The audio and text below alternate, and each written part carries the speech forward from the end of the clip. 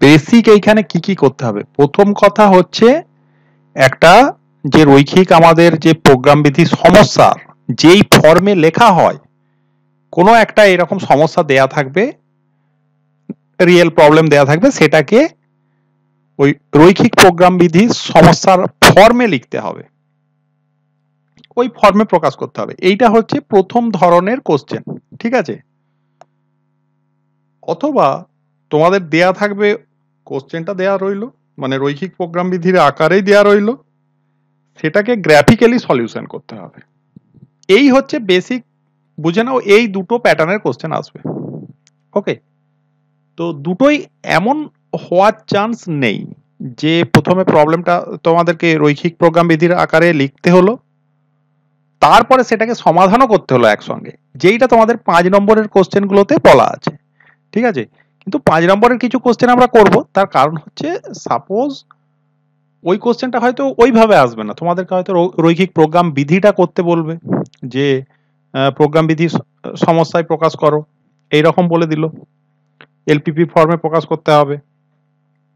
Otherwise কি তোমাদের প্রবলেমটা দেয়া থাকবে, সলিউশন করতে বলবে, এর বাইরে কোশ্চেন আসার চান্স খুবই কম।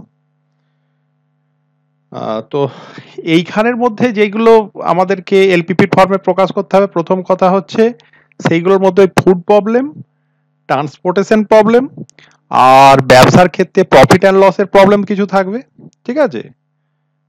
কখন আমাদের লাভটা সর্বাধিক হবে ইত্যাদি ইত্যাদি, এই রকম কিছু প্রবলেমগুলোই ধরতে পারো রিপিটেড হয়, এই হচ্ছে ব্যাপার। হ্যাঁ, এই সংক্রান্ত প্রবলেমগুলোই আছে। তো এখন দেখো,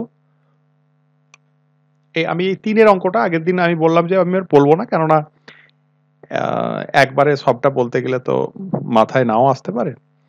তো এইটা হচ্ছে ট্রান্সপোর্টেশন প্রবলেম, ইম্পর্টেন্ট ব্যাপার, ঠিক আছে? আর এই বছর আমি আরেকটা ব্যাপার শুনলাম যে আগের বছর যা যা পড়েছে সেইগুলোকে বাদ দিয়ে প্রিপারেশন করতে পারো।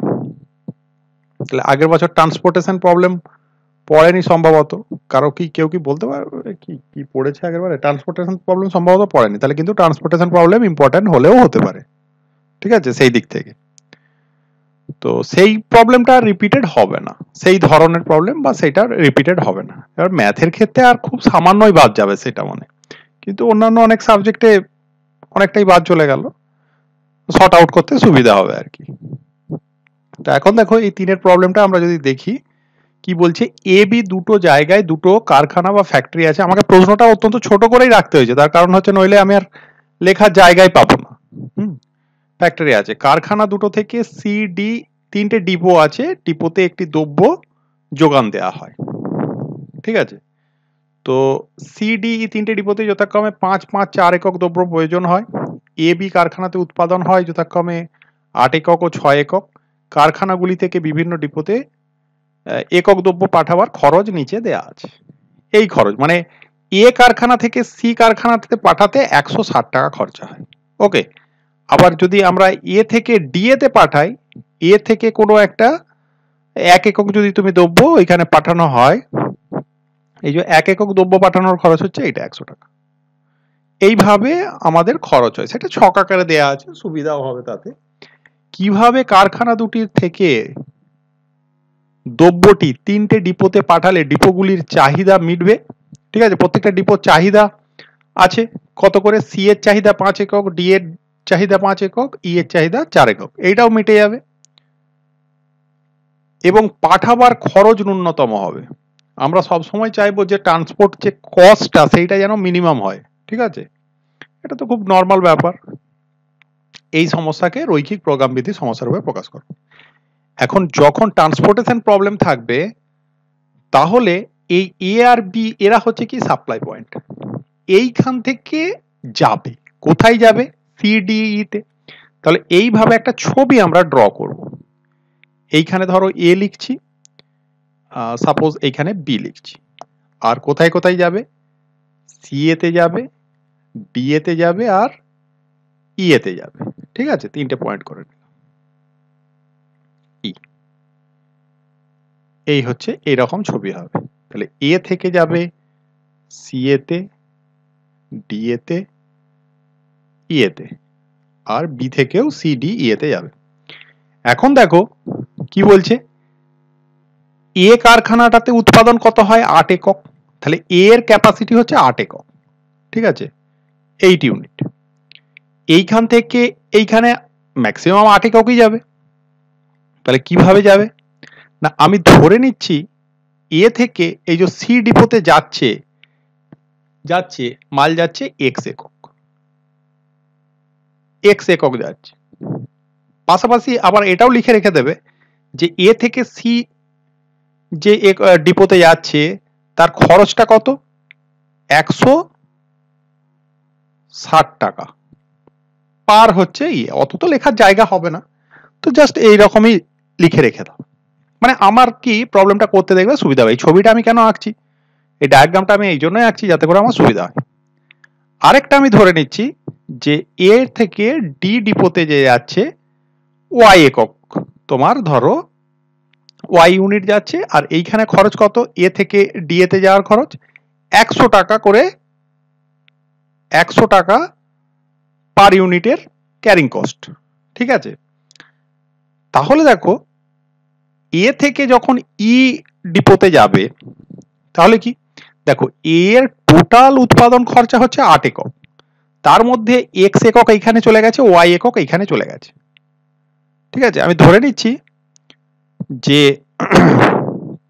ধরার কিছু নেই এইখান থেকে, তার মানে 8 থেকে এক্স মাইনাস ওয়াই এত একক যাবে এইখানেতে, মানে 8 মাইনাস এক্স মাইনাস ওয়াই, এত ইউনিট আমরা ইয়েতে সাপ্লাই দিতে পারবো এ ডিপো থেকে। আরেকটা বিষয় লক্ষ্য করো, আচ্ছা মোট উৎপাদন কত, 8 × 6 = 14, আর এইখানে ডিপো 3টে চাহিদাও কিন্তু 14 একক, তার মানে টোটাল এ ইউনিট থেকে গোটা যে উৎপাদনটা প্রোডাক্টটা সেটা কিন্তু সিডি ইয়েতে যাবে। আবার বিয়েতে যেটা উৎপাদন হচ্ছে, বিয়েতে টোটাল উৎপাদন হচ্ছে 6 ইউনিট 6 একক, সেটাও কিন্তু সিডি ইয়েতে যাবে, তবেই 14 এককের চাহিদাটা ফুলফিল হবে। ওকে, তো এখন সি ডিপোর চাহিদা টোটাল কত ছিল, 5 একক, 5 একক হচ্ছে সি ডিপোতে চাহিদা ছিল, তার এক্স একক আমি পেয়ে গেছি।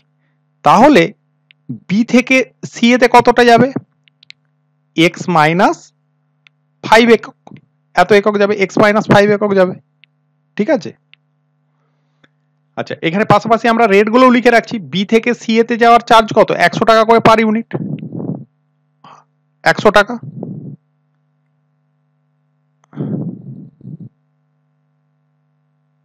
করে পার ইউনিট চার্জ, ঠিক আছে। আমাকে হেলিয়ে লিখতে একটু অসুবিধা হচ্ছে। আচ্ছা আবার ধরো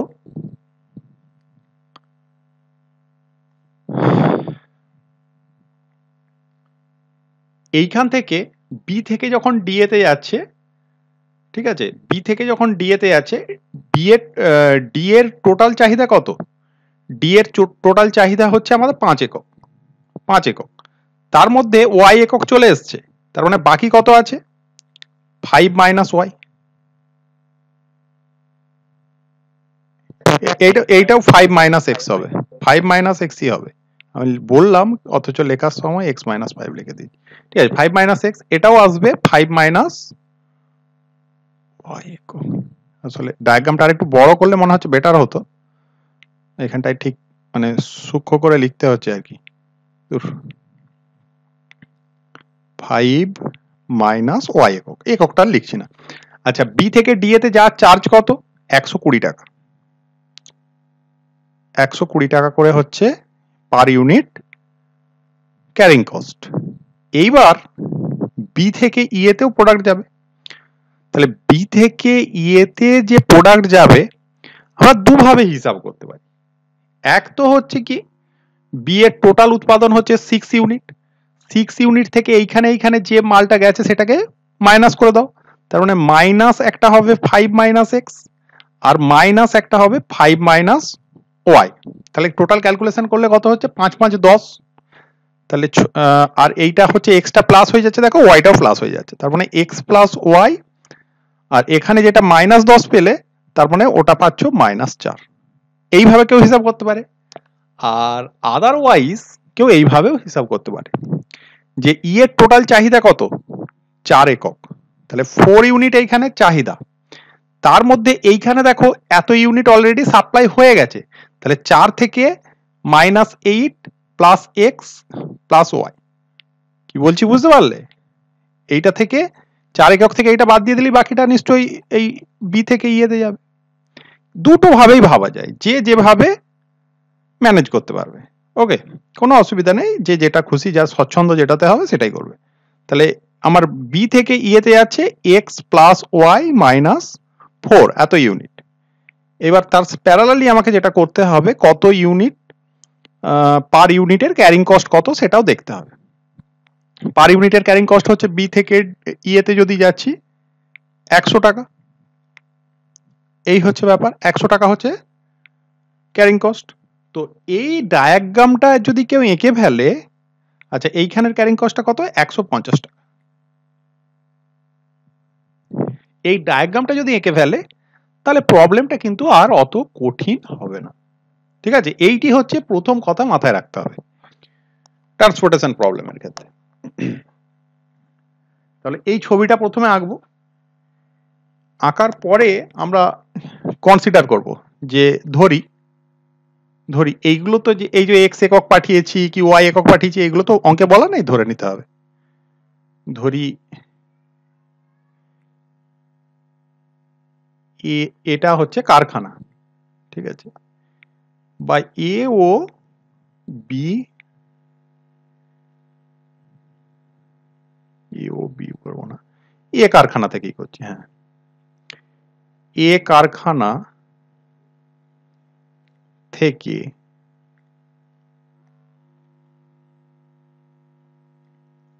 এক্স একক সি ডিপোতে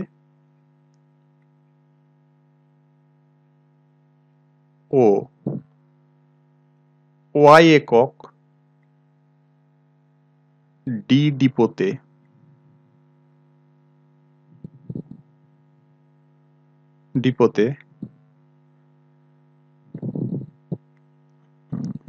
দ্রব্য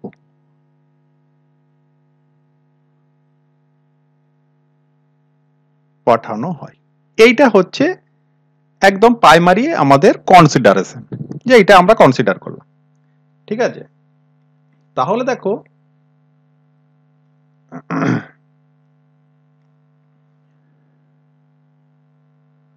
তাহলে এইখানে কি,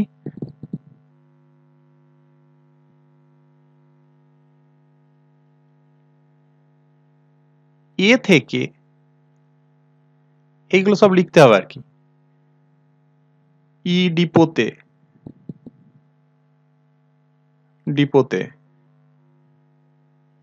দ্রব্য পাঠানো হয় সমান কি হবে, 8 মাইনাস এক্স মাইনাস ওয়াই এত একক। তার নিচে লেখো বি থেকে সি ডিপোতে দ্রব্য পাঠানো হয় সমান কত, 5 মাইনাস এক্স একক। আচ্ছা, বি থেকে ডি ডিপোতে দ্রব্য পাঠানো হয় সমান কত, 5 মাইনাস ওয়াই একক। আর বি থেকে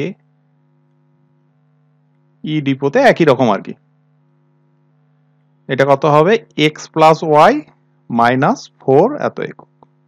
ঠিক আছে, এইগুলো আমরা প্রথমে নোট করে নিলাম।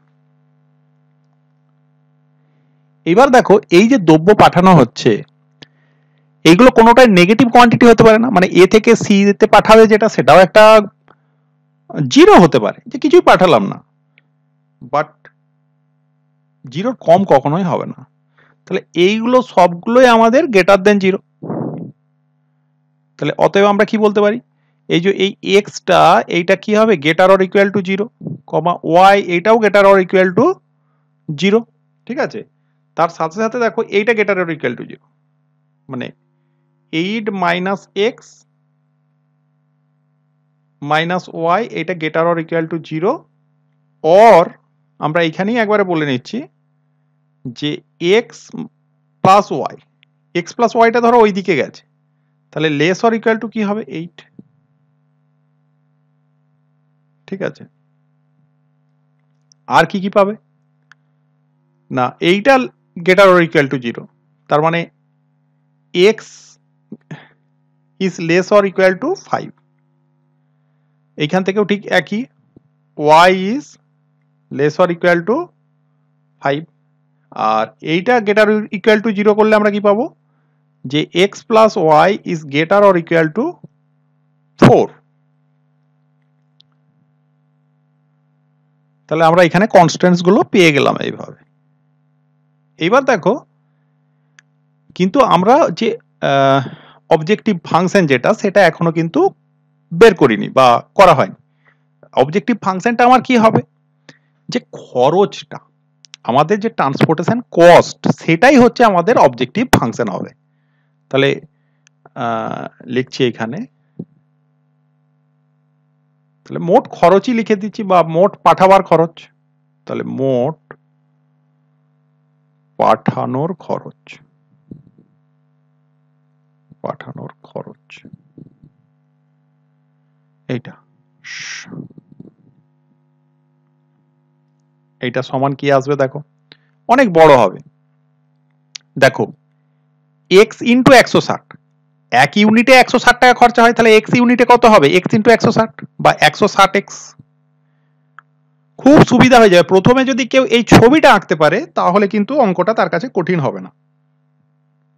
160x যুক্ত, এখানে দেখো y ইন্টু 100 মানে 100y প্লাস 150 ইন্টু এত, তাহলে 150 into 8 minus X minus Y, ঠিক আছে, plus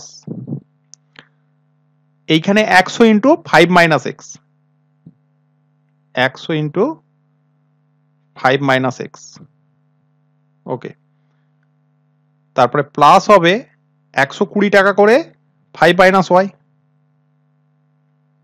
5 minus Y plus 100 into এইখানে হবে x plus Y minus 4।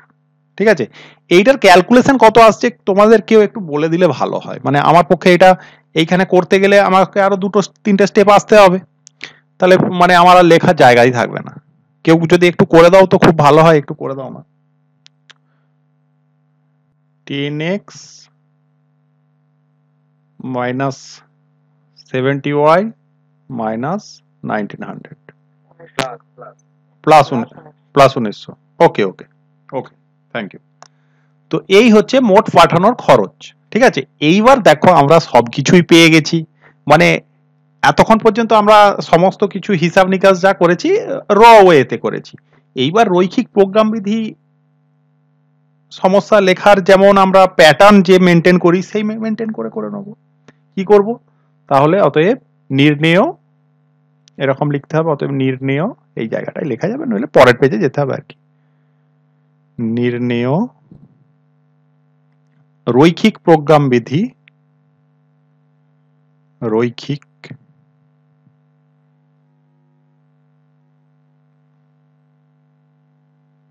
Programme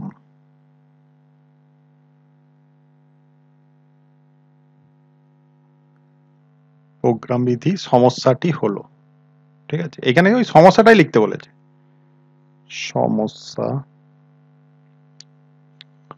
সমস্যাটি হলো কি হলো, তাহলে এইটাকে আমরা জেড বলে দিচ্ছি, অবজেক্টিভ ফাংশনটাকে আমরা জেড বলি, তাহলে Z is equal two 10x minus 70y plus 1900। এইটাকে কি করতে হবে, এইটাকে অবম করতে হবে বা মিনিমাম করতে হবে, সর্বনিম্ন হবে কখন। ঠিক আছে, তাহলে এর অবম মান নির্ণয়, অবম মান নির্ণয়, তাহলে যখন বাধা গোষ্ঠী, বাধা গোষ্ঠী কি হবে দেখো, এইখানের এই যে এইগুলোকে পরপর লিখে নেব, যেমন এইখানে আমরা কি কি পেয়েছি, এইগুলোকে পরে লিখবো, সবার আগে এইগুলোকে লিখে নিই। মানে একটা পেয়েছি এক্স প্লাস ওয়াই, একটা পেয়েছি x plus y less or equal to 8, ঠিক আছে।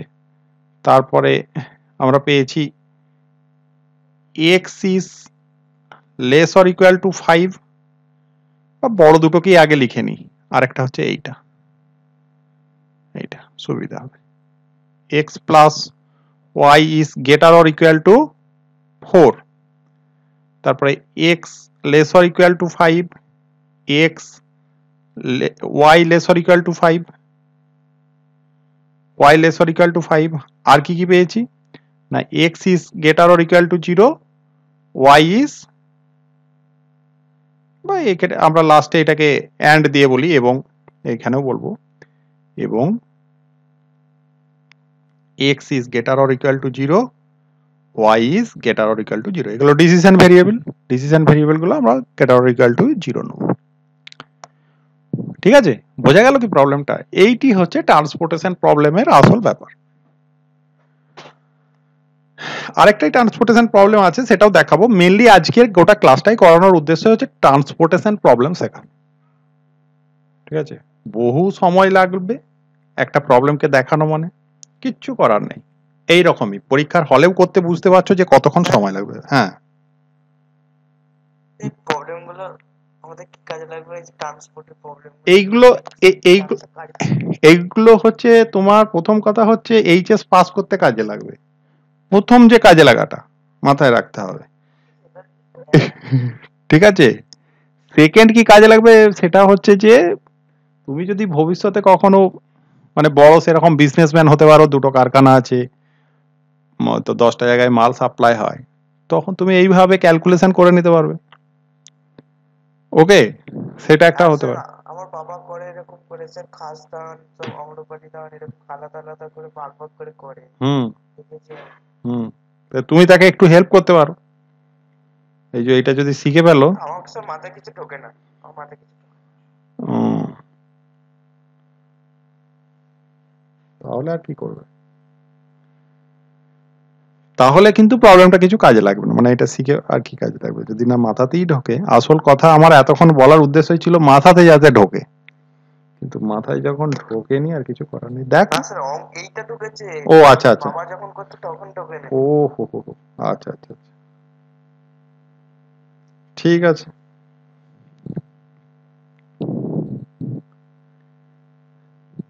নেক্সট প্রবলেম 9 অঙ্কটা। ঠিক আছে, তো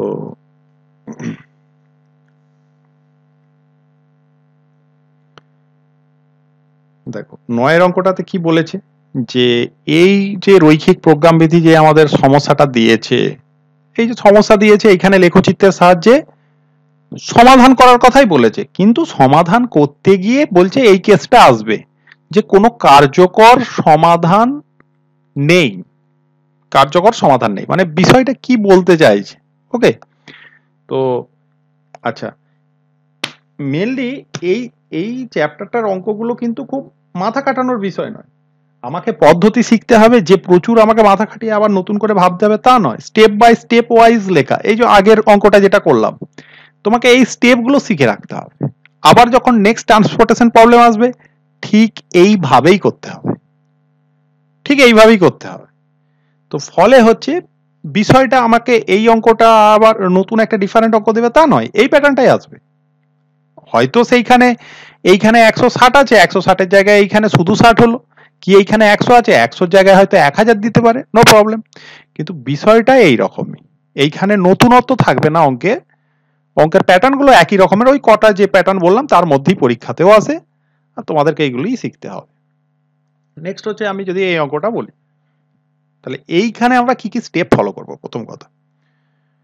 প্রথম কথা এই ধরনের প্রবলেম যখন থাকে তখন এই যে ইনইকুয়েশন যেগুলো থাকে সেইগুলোকে প্রথমে আমরা ইকুয়েশন ফর্মে লিখি।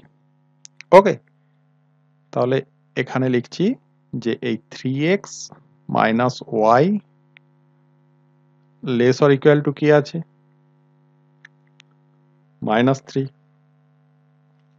আর x minus 2y greater or equal to আছে 2।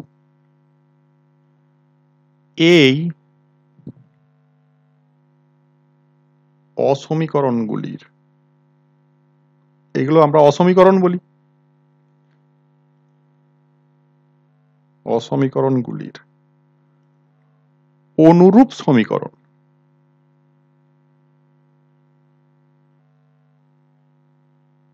সমীকরণ কি হবে? তাহলে এইটার অনুরূপ সমীকরণ হচ্ছে 3x minus y is equal to -3। একদম আমি এইটাকে কি প্যাটার্নে সাজাবো? ছেদিতাংশ ফর্মে, মানে এই দিকটায় 1 রাখতে হবে। তাহলে -3 এই সাইডে ভাগ করে দেবো, তাহলে x বাই আসবে -1, এইটা প্লাস হয়ে যাবে, মাইনাস সাইন তো আসছে, মাইনাসে মাইনাসে এটা প্লাস হয়ে যাবে, y বাই এখানে আসবে 3 ইজ ইকুয়াল টু 1। এইটাকে আমি 1 নম্বর বলে নিচ্ছি। ওকে, আচ্ছা, ও এইখানে আর কি পাবো? x minus 2y is equal two 2। তাহলে বা আমি এখান থেকে কি বলতে পারি? x by 2 plus y by -1। ঠিক আছে, এইখানে সাইনটা মাথায় রাখতে হবে, মাঝখানে প্লাস থাকবে, ইজ ইকুয়াল টু 1। এগুলো স্টেল লাইনের কনসেপ্ট। ছেদিতাংশ form x by a plus y by b is equal to 1। এই হচ্ছে ব্যাপার। এটাকে তাহলে আমরা 2 নম্বর ইকুয়েশন বলে নিচ্ছি। ঠিক আছে,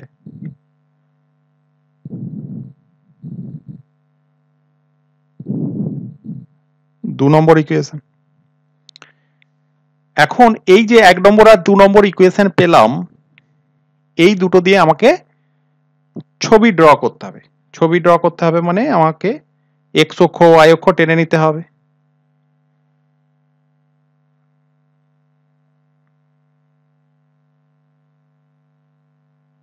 এই হলো আমার x অক্ষ, এই হলো y অক্ষ। ঠিক আছে, মোটামুটি খুব বড় করছি না, এইরকমই হলো। তাহলে x অক্ষ মানে x x ড্যাশ, আর এটা কি হবে? y y dash. এগুলো সবাই জানে, তার জন্য নয়। তো এইখানে হচ্ছে মূল বিন্দু, বা এরকম আর কি, ও দিই আমরা মূল বিন্দুটাকে। এখন এই যে 1 নম্বর সরলরেখা, 1 নম্বর সরলরেখার ছবি কি হবে না, x অক্ষকে -1 একক দূরত্বে, আর y অক্ষকে হচ্ছে 3 একক প্লাস পজিটিভ 3 একক। তাহলে 1 একক 2 একক 3 একক, আমি এইখানটাতেই ধরছি, এইখানে ছেদ করবে। এবার এই দুটো বিন্দুকে যোগ করতে হবে। ওকে,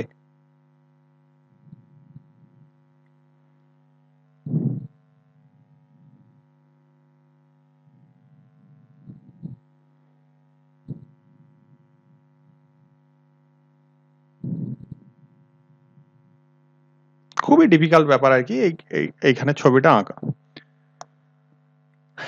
এইটার যদি ছবি আঁকি x অক্ষকে 2 একক দূরে, তাহলে 1 একক আমি এইখানে নিচ্ছি, 2 একক মানে এইখানটায়। আচ্ছা, y অক্ষকে কোথায়? -1 ইউনিট, মানে -1 ইউনিট মানে আমার এই রকম একটা জায়গায় হবে। আর এই দুটো পয়েন্টকে অ্যাড করে নাও, এই দুটো পয়েন্টকে, যে ছবিটা পাবে সেটাই হচ্ছে এই স্টেল লাইনের ছবি। ওকে, বেশ। তাহলে আমরা এখানে এই কথাটা বলে দেবো যে, আচ্ছা এদের একটু একটু নাম দিই, প্রত্যেকের একটা নাম দরকার। তাহলে এইটার নাম হচ্ছে এ। আচ্ছা, এর ছেদবিন্দু, এ বিন্দুটার হচ্ছে তোমার স্থানাঙ্ক কত হবে? -1, 0, -1, 0। আচ্ছা, এইটা হচ্ছে বি বিন্দু বলে দিচ্ছি, বি বিন্দু স্থানাঙ্ক লিখবে কত? 0, 3। এগুলো নিশ্চয়ই বোঝো তোমরা। ওকে, তাহলে এইখান থেকে এইটাকে আমি সি বিন্দু বলছি, তাহলে সি বিন্দু স্থানাঙ্ক কত? 2, 0। আর এটা হচ্ছে ডি বিন্দু। ওকে, তাহলে ডি বিন্দু স্থানাঙ্ক কত আসবে? ডি বিন্দু স্থানাঙ্ক আসবে 0, -1।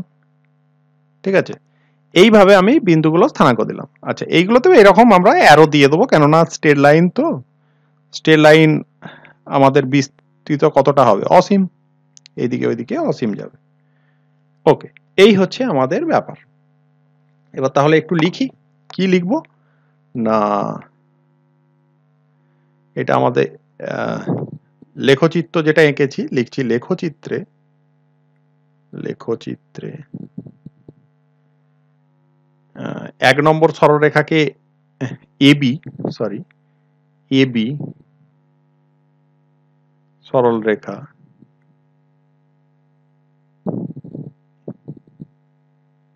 এবি ও একবারে করে দিচ্ছি সিডি যথাক্রমে 1 ও 2 নম্বর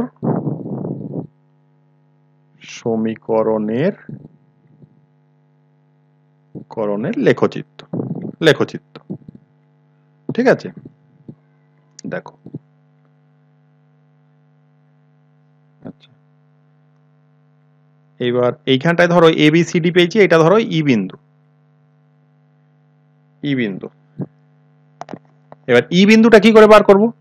যে লিখছি এইখানে এবি ও সিডি সরল রেখাদ্বয়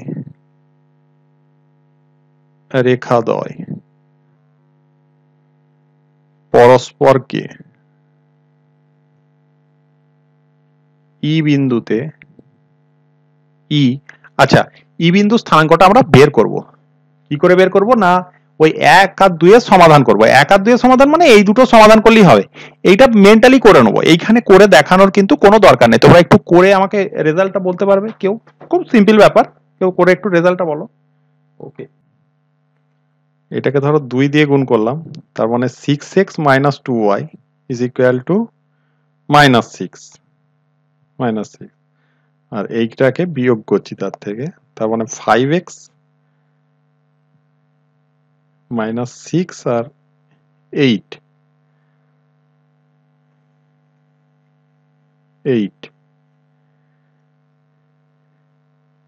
খুব ইম্পর্টেন্ট, -8 তো -8 বাই তোমার এক্সটা আসছে -8/3, এক্সটা আসছে -8/5 সরি 8/5 ঠিক আছে। আর এটা যদি এইখানে বসাই এক্স এর জায়গায়, তাহলে -8/5 ওইদিকে গেলে +8/5, 5 দুগুণে 10 আর 8 18/5 ঠিক আছে। তার মানে ওই -2 দিয়ে ভাগ করলে এটা হবে -18কে 2 দিয়ে ভাগ করলে 9/5। তো স্বাভাবিক ব্যাপার, কেননা এইখানে x স্থানাঙ্কও নেগেটিভ, y স্থানাঙ্কও নেগেটিভ, এই বিন্দু স্থানাঙ্ক আমরা পেয়ে গেলাম। ও -8/5, 9/5। এইবার যেটা আসল কাজটা কি না, আসল কাজটা হচ্ছে আমাদের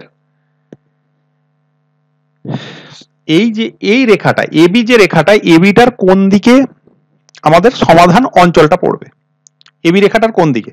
তাহলে এইটা হচ্ছে 0 0 0 0 যদি আমি এবিতে পুট করি মানে 1 নম্বরেতে, তাহলে 0 0 কে দেখো এটা কি স্যাটিসফাই করছে? 0 লেস অর ইকুয়াল টু -3, জিরোটা তো -3 ইকুয়াল নয়, জিরোটা -3 থেকে লেস ছোট হতে পারে কি -3 থেকে? না, -3টা 0 থেকে ছোট।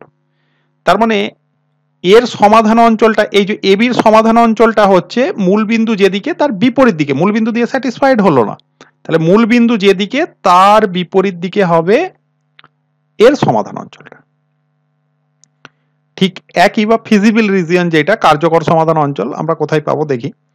তো এখন যে সিডি যে সরলরেখাটা, তাহলে সিডির ক্ষেত্রে আমরা যদি 0 0 পুট করি, দেখো এইখানে কি পাচ্ছ? 0 is greater or equal two 2, equal to তো নয়, 0 কি 2 এর থেকে বড়? না, তাও নয়। তার মানে মূল বিন্দু যেদিকে তার বিপরীত দিকে হচ্ছে, এই দিকে হচ্ছে এর সমাধান অঞ্চল পাবে। ওকে, এইবার দেখো এই হচ্ছে ব্যাপার। তাহলে আর কি দেয়া আছে? x is greater or equal to 0, x greater or equal to 0 মানে x greater or equal to 0 কোথায়? এইখানে, এই দিকে হচ্ছে x greater or equal to 0, R y is greater or equal to 0 মানে প্রথম যে কোয়াড্রেন্ট, ফার্স্ট কোয়াড্রেন্টে।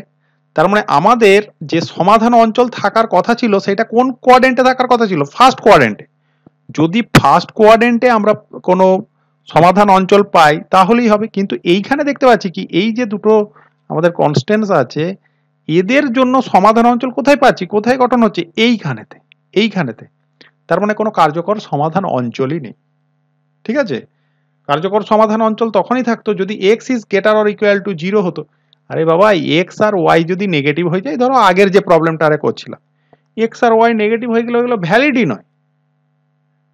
ঠিক আছে, এই জন্য এইখানেতে আমাদের তার মানে অ্যান্সার কি আসবে, অ্যান্সার আসবে যে যে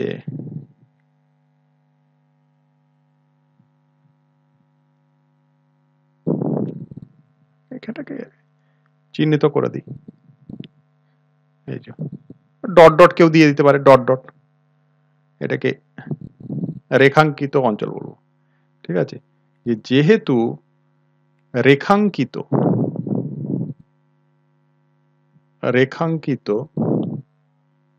অঞ্চলটি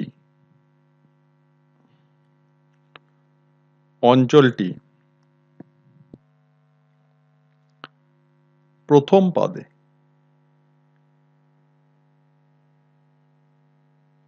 ব্র্যাকেটে X greater or equal to 0, Y greater or equal to 0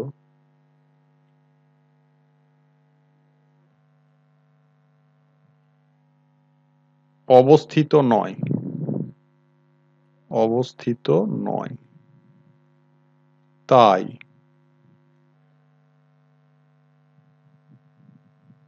প্রদত্ত রৈখিক প্রোগ্রামবিধি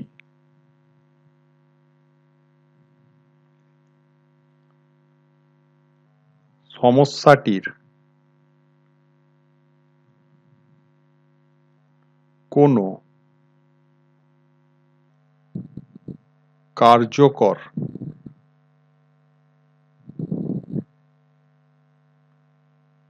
সমাধান নেই। ঠিক আছে, তখনই কার্যকর সমাধান থাকতো যদি এই রিজিয়নটা আমাদের ফার্স্ট কোয়াড্রেন্টে আসতো। এই হচ্ছে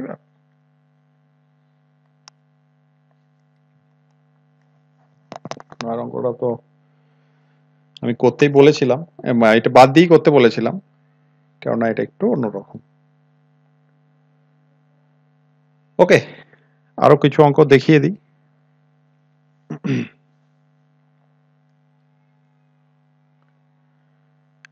এটাও করিয়ে দিই। এখানে কি বলছে যে একটি সংস্থা বা কোম্পানি P1 আর P2 দুটো দ্রব্য বিক্রি করে। সংস্থাটি 1 একক P1 দ্রব্য বিক্রি করলে 40 টাকা এবং P2 দ্রব্য মানে 1 একক P2 দ্রব্য বিক্রি করে 30 টাকা লাভ করে। দ্রব্য দুটি উৎপাদন করা হয় একই পদ্ধতির সাহায্যে কিন্তু বিক্রি করা হয় ভিন্ন বাজারে। সংস্থাটির 30,000 ঘন্টা শ্রম ঘন্টা কাজ করার মতো শ্রমিক আছে। বেশ, প্রতি একক P1 দ্রব্য উৎপাদন করতে 3 শ্রম ঘন্টা লাগে আর P2 দ্রব্য উৎপাদন করতে 1 শ্রম ঘন্টার প্রয়োজন হয়। বাজার যাচাই করে সংস্থাটি বুঝতে পারে যে P1 ও P2 দ্রব্য দুটি যথাক্রমে 8,000 একক ও 12,000 এককের বেশি বিক্রি হবে না। এই সমস্যাটিকে রৈখিক প্রোগ্রামবিধি সমস্যা আকারে প্রকাশ করো। পড়লে হয়তো এতটাই আসবে। ঠিক আছে, এত যদি এরকম বড় লেখা থাকে এতটাই হয়তো আসবে এবং লেখচিত্রের সাহায্যে সমাধান করো, that is too much lengthy হয়ে যাবে, টু মাচ লেন্দি। ঠিক আছে, 5 নম্বর কেন, আরো বড় মনে হবে ব্যাপারটা। তো কিন্তু আমাদের প্রবলেমটা দরকার, আমরা সেখান থেকে কিভাবে সলিউশন করব সেটা পরের কথা। ওকে, তাহলে P1 P2 দ্রব্য যে উৎপাদন হচ্ছে, এখন P1 দ্রব্যে একরকম লাভ, P2 দ্রব্যে আরেক রকম লাভ। দুটো করতে এইটাতে শ্রম ঘন্টা একরকম লাগছে, ওটাতে একরকম শ্রম ঘন্টা লাগছে, আলাদা আলাদা রকম। যেটাতে লাভ বেশি সেটাতে বেশি লাভ শ্রম ঘন্টা লাগছে, যেটাতে লাভ কম সেটাতে কম শ্রম ঘন্টা লাগছে। আবার দুটোর যে মানে কোনটা, একটা বলেছে 8,000 ইউনিট পর্যন্ত সেল হতে পারে, একটা বলেছে 12,000 ইউনিট পর্যন্ত সেল হতে পারে।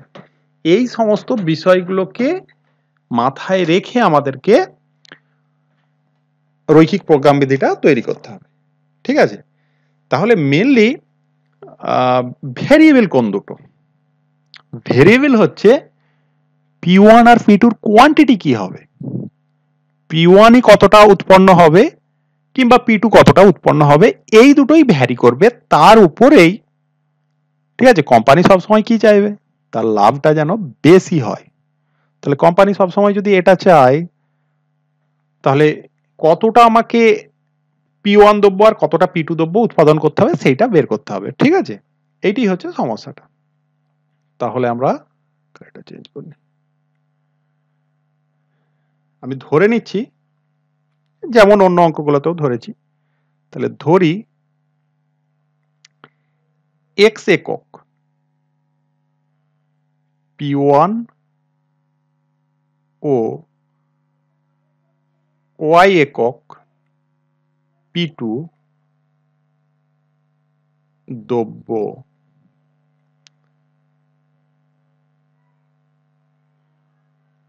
উৎপাদন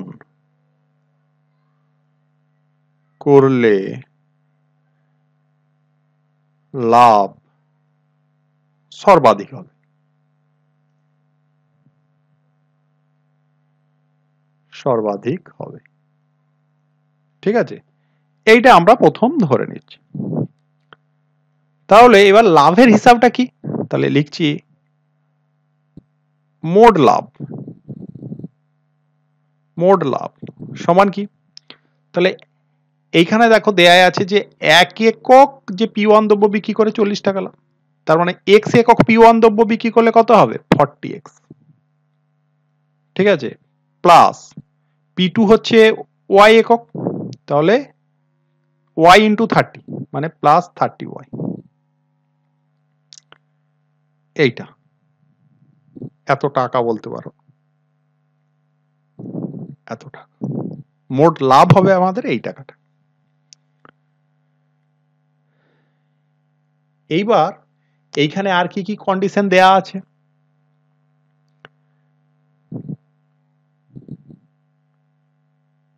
আচ্ছা, এই যে P1 দ্রব্যতে উৎপাদন করতে 3 শ্রম ঘন্টা লাগে, P2 উৎপাদন করতে 1 শ্রম ঘন্টা লাগে। ঠিক আছে, প্রতি একক মানে 1 একক P1 দ্রব্য উৎপাদনের জন্য 3 ঘন্টা লাগে। তাহলে x এককের জন্য কত লাগবে? 3x শ্রম ঘন্টা লাগবে। তাহলে ওই কথাটাই লিখে নি যে প্রতি একক P1 দ্রব্য উৎপাদনে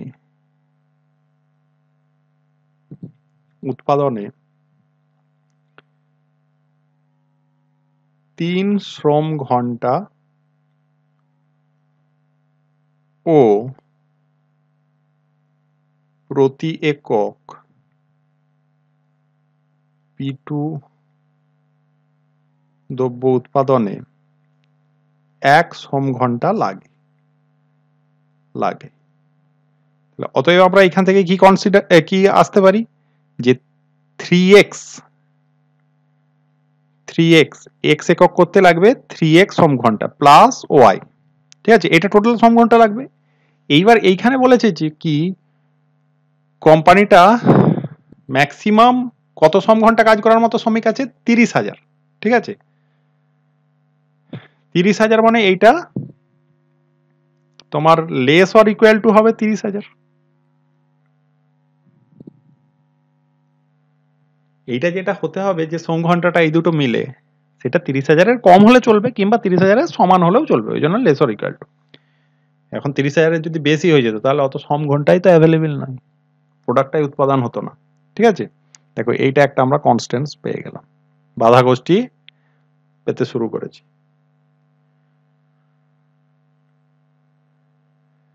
আচ্ছা, শ্রম ঘন্টা কাজ করার। আচ্ছা, আর কি কি দেখো, এই যে বলেছে P1 ও P2 দ্রব্য দুটি যথাক্রমে 8,000 আর 12,000 এককের বেশি বিক্রি হবে না। তার মানে লিখছি এইটাও যে P1 দ্রব্যটি P1 ও P2 একবারই লিখে নিচ্ছি, P1 ও P2 দ্রব্য দুটি 8,000 ও 12,000 এককের বেশি বিক্রি হবে না। তাহলে এত এককের বেশি বিক্রি হবে না, তাহলে এইখান থেকে আমরা কি বলতে পারি যে তাহলে P1টা যেটা হবে সেটা লেস অর ইকুয়াল টু 8,000 হতে হবে, 8,000 বা তার কম হবে, ওর বেশি বিক্রি হবে না, তার মানে ওর বেশি উৎপাদন করেও কিছু লাভ নেই, পড়ে থাকবে। আর কি, ও P2টা হচ্ছে লেস অর ইকুয়াল টু 12,000, এই হচ্ছে ব্যাপার। ঠিক আছে, তাহলে আমরা যদি এবার এইটাকে আমরা যদি রৈখিক প্রোগ্রামবিধি সমস্যার আকারে প্রকাশ করি, তাহলে লিখছি যে প্রদত্ত, আচ্ছা করলে লাভ সর্বাধিক হবে, তাহলে এইখানটা একটা পয়েন্ট লিখে দিতে হতো যেখানে x is greater than 0, y is greater than 0, এখানটা লিখতে গেলে একটু ইয়ে হয়ে যাবে, কালিটা চেঞ্জ করে নি, তাহলে বেটার হবে। ওকে, এইখানটায় লিখে নিচ্ছি যেখানে x is greater or equal to 0, y is greater or equal to 0. ওকে, তাহলে দেখো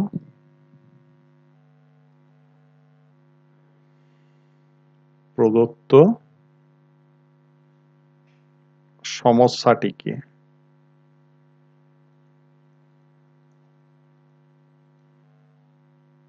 রৈখিক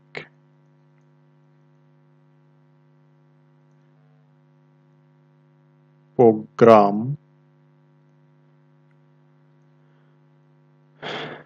বিধি সমস্যার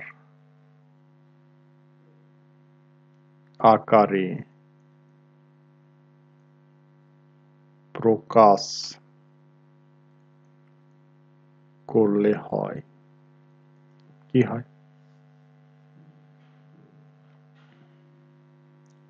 z is equal to, এই মোট লাভটাই হচ্ছে z,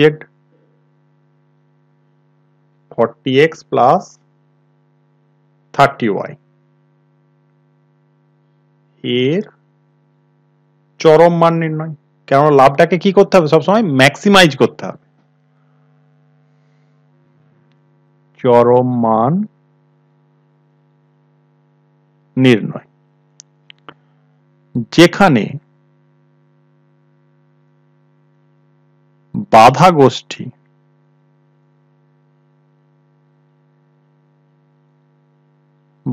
হলো কে কে, দেখো এইটা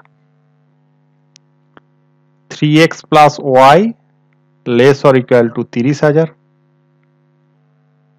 আচ্ছা, আর কি কি, ও P1 P2, সরি P1টা x, এগুলো আমি P1 P2 লিখেছি, এটা x আর এটা হচ্ছে y। ওকে, তো x is less or equal to 8,000, y is less or equal to 12,000, আর এবং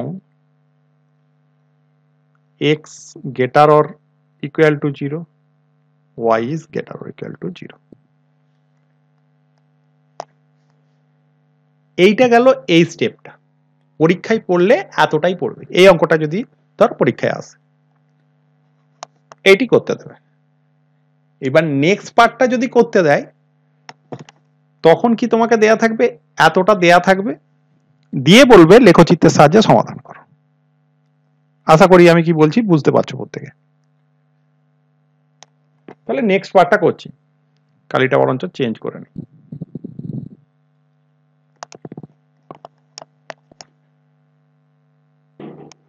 তাহলে এইটাকে আমি যদি 1 নম্বর বলি, এটাকে 2 নম্বর বলি, এটাকে যদি আমি 3 নম্বর বলি, তাহলে 1, কমা 2 কমা 3 নম্বর অসমীকরণ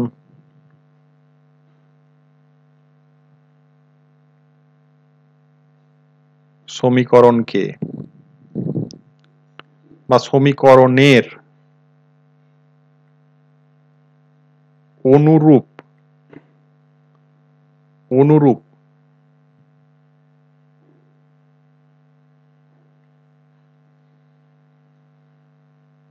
সমীকরণ হবে কি হবে 3x plus y is equal to 30,000 x is equal to 8,000 y is equal to 12,000 এইটা এইখান থেকে বলতে পারো বা এটা দিয়ে ভাগ করলে x by 10,000 plus y by 30,000 is equal to 1 এটা বড় বড় ব্যাপার আর কি ঠিক আছে অঙ্কটার এটা খুব বড় বড় ব্যাপার হয়ে গেছে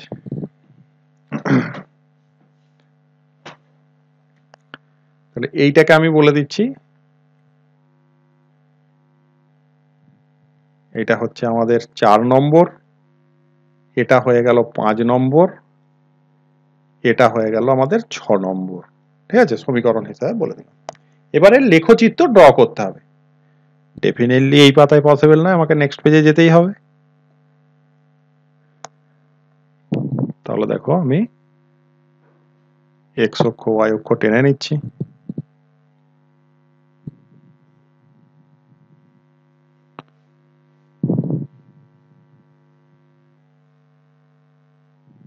এই হচ্ছে ব্যাপার এবার মনে হতে পারে যে তাই তো এইটুকু জায়গায় কি করে ওই 20-30,000 করে হবে হ্যাঁ 30,000 কোথায় পাবো 1-2 তে এতটা করে টানা হয় না বিষয়টা সেরকম নয় একটু আমাদেরকে ব্যাপারটা ছোট করে ভাবতে হবে ঠিক আছে 10,000 মানে যে আমাকে একবারে ছোট আমার স্কেল চেঞ্জ যেটাকে বলা হয় আর কি ঠিক আছে 10,000 আর 30,000 তাহলে 10,000 যদি আমার এইখানটায় ধরা হয় 30,000 মানে 3 গুণ হবে 1 গুণ 2 গুণ 3 গুণ এইরকম জায়গায় এইটি হচ্ছে ব্যাপার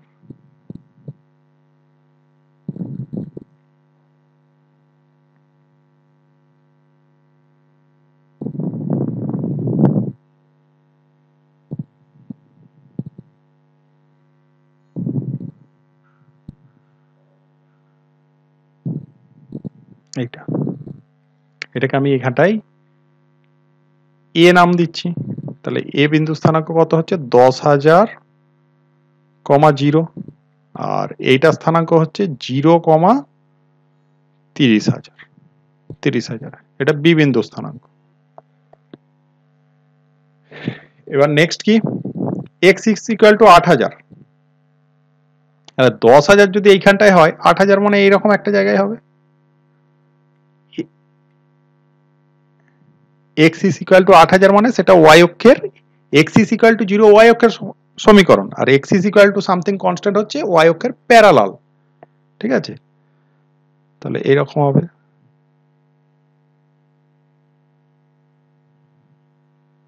এরকম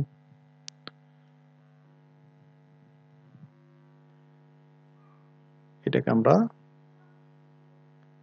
সি বিন্দু বলছি ঠিক আছে সি এই বিন্দুটা যেটা ছেদ করেছে এটাকে ডি বিন্দু না হয় বলছি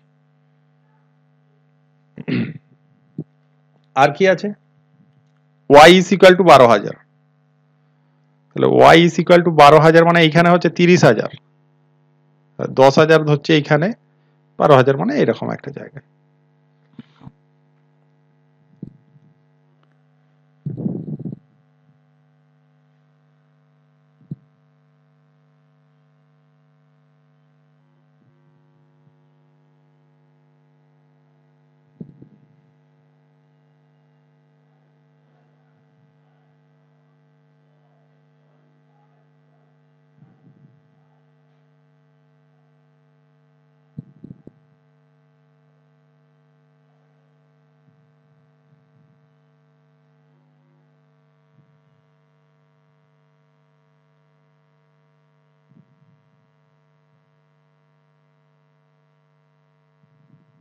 এরকমই ধরে নিচ্ছি সিডি, এটাকে ই বিন্দু বলছি, এটাকে এফ বিন্দু বলছি, ঠিক আছে। তো এই হচ্ছে ব্যাপার।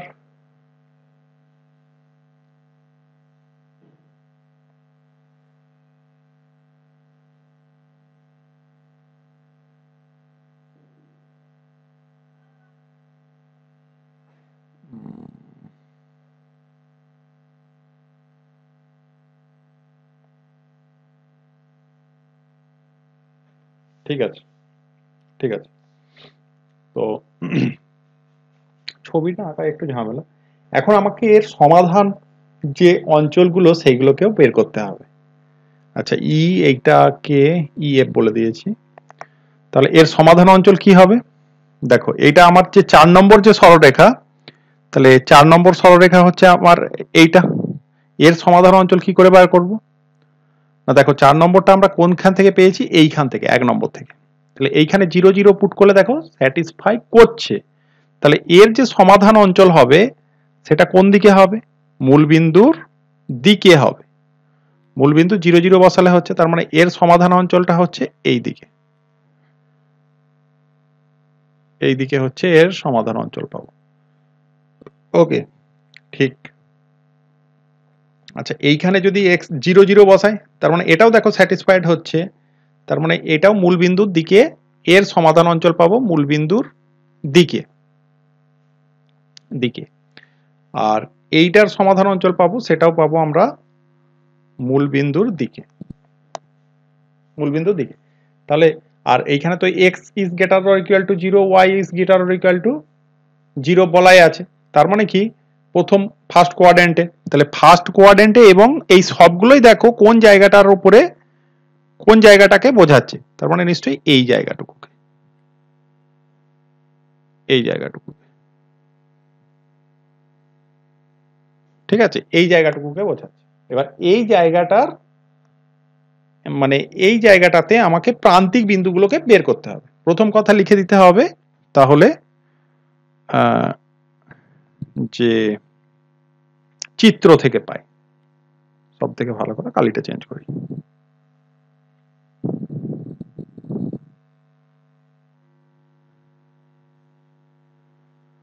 চিত্র থেকে, এইখানটা দরকার হয়ে লিখে দাও এটাকে, যে ওই যে 3x plus y is equal to 30,000। এটা হচ্ছে 3x plus y is equal to 30,000। আর এইটা হচ্ছে তোমার x ইজ ইকুয়াল টু 8,000। আর এইটা হচ্ছে y is equal to 12,000। Okay, এবার চিত্র থেকে পাই, চিত্র থেকে পাই এটা হচ্ছে ও বিন্দু, ও সি ডি এফ ই হলো কার্যকর সমাধান অঞ্চল, অঞ্চল। এবার দেখো, এইখানে আমরা অলরেডি সি বিন্দু স্থানাঙ্ক জানি, ই বিন্দু জানি, এফটা আর ডিটা বের করতে হবে। তাহলে ডিটা কি করে বার করব? এই 8,000 আর এইটা, এই দুটো সমাধান করব। ওকে, তাহলে তাহলে দেখো, আমরা যদি এক্স এর মান এখানে 8,000 বসাই, 8 3 24,000, এক্স সমান 8,000 মানে এই ডি বিন্দু স্থানাঙ্কটা কেমন হবে? 8,000 তো থাকবে। এক্স সমান 8,000 মানে অলওয়েজ এই সরলরেখার উপরে যে কোনো এক্স হচ্ছে 8,000। তাহলে 8 3 24,000, এইখান থেকে বিয়োগ করে দাও, 6,000 পড়ে থাকে। 8,000 কমা 6,000, 6,000। আর এই এফ বিন্দু স্থানাঙ্ক কেমন আসবে? এফ বিন্দুতে দেখো ওয়াই সমান 12,000 হবে। ওয়াই সমান 12,000 এখানে যদি বসাও, তাহলে 12,000 এখান থেকে বিয়োগ হয়ে গেলে হবে 18,000 পড়ে থাকবে। তার মানে এক্স সমান 6,000। ওকে, 3 6 18, এক্স সমান 6,000 কমা 12,000। তাহলে এই হচ্ছে বিন্দুগুলো পেলাম। তাহলে এবার আমরা প্রত্যেকটা বিন্দুতে, মানে প্রান্তিক বিন্দুতে, তাহলে লিখছি, এইদিকে লিখছি প্রান্তিক বিন্দু, বিন্দু স্থানাঙ্ক, স্থানাঙ্ক, আর এখানে লিখছি জেড এর মান, জেড এর মান। ঠিক আছে, আগের দিনও এরকম অঙ্ক হয়েছে। তাহলে দেখো প্রান্তিক বিন্দু স্থানাঙ্ক মানে ও বিন্দু, ব্র্যাকেটে কত লিখছি 0 0, কেউ x সমান 0 y সমান 0 লিখতে পারে। তাহলে জেড এর মান কি হবে 40x প্লাস 30y, এটাই হচ্ছে জেড। 40x প্লাস 30y আমি পাশে লিখে রাখি, নইলে বুঝতে অসুবিধা হবে। 40x প্লাস 30y এটাই হচ্ছে জেড। 0 0 বসালে আর কত পাবে 0 পাবে। তারপরে পাচ্ছ সি বিন্দু, সি বিন্দু স্থানাঙ্ক কত 8000,0, 8000,0। তাহলে 4 8 32, 32 গায়ে 4টে শূন্য।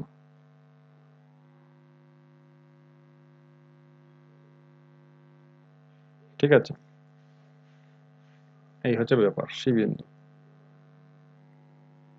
ডি বিন্দু, ডি বিন্দু স্থানাঙ্ক কত 8000, 6000। তাহলে ডি বিন্দুর কি হবে 8000 মানে এইখানটার জন্য তো 3,20,000 এরকম পাচ্ছি, আর 6000 মানে 3 6 18,000, 18 তার পিঠে ওই শূন্য বসে যাবে। তো 4টে শূন্য, 8 আর 2 10 এর শূন্য, 5টা শূন্য, এখানে 5 গায়ে 5টা শূন্য। ঠিক আছে, না 4টে শূন্য 5টা, হ্যাঁ। তাহলে 5 গায়ে এখানে বসবে 5টা শূন্য, মানে 5 লাখ, 5 লাখ। তাহলে ডি পেলাম। এবার এফ পাচ্ছি, এফ কত বললাম 6000, 12,000, 6000, 12,000। এবার 6000 যদি বসাও তাহলে 4 6 24, 24 তার পিঠে হচ্ছে 4টে শূন্য, 24 এর পিঠে 4টে শূন্য। আর 12কে 3 12 হচ্ছে 36, 36 এর পিঠে 4টে শূন্য। যোগ করলে এটা হচ্ছে 60, 60 এর পিঠে 4টে শূন্য।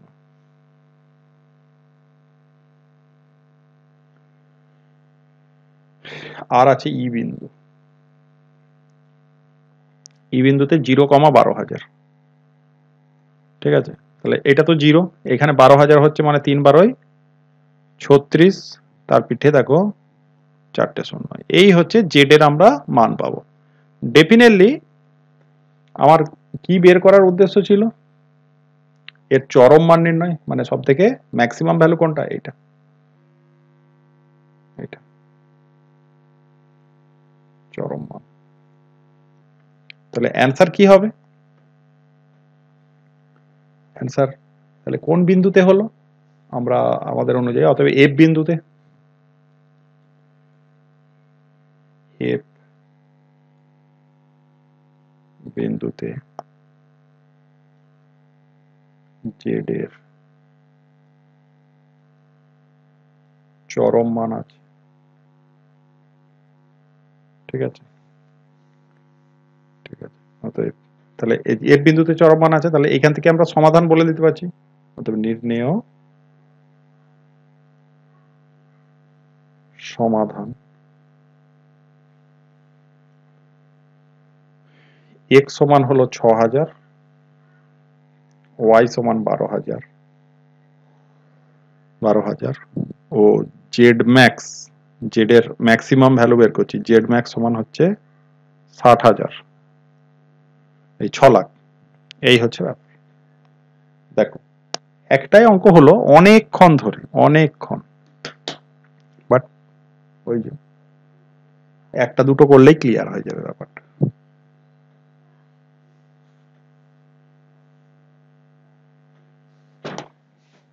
কারো কিছু বলার থাকলে বলতে পারো, নো প্রবলেম।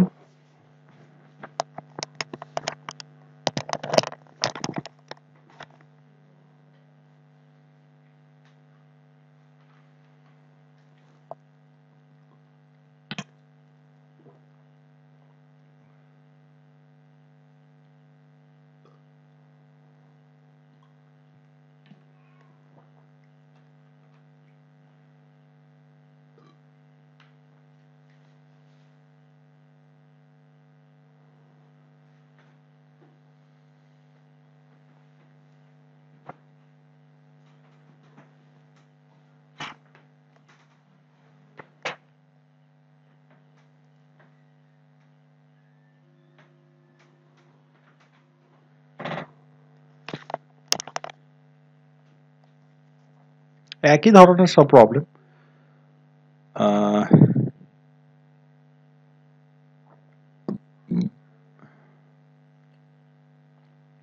আমি হয়তো অতটা ডিটেলসে এটা আর বলবো না।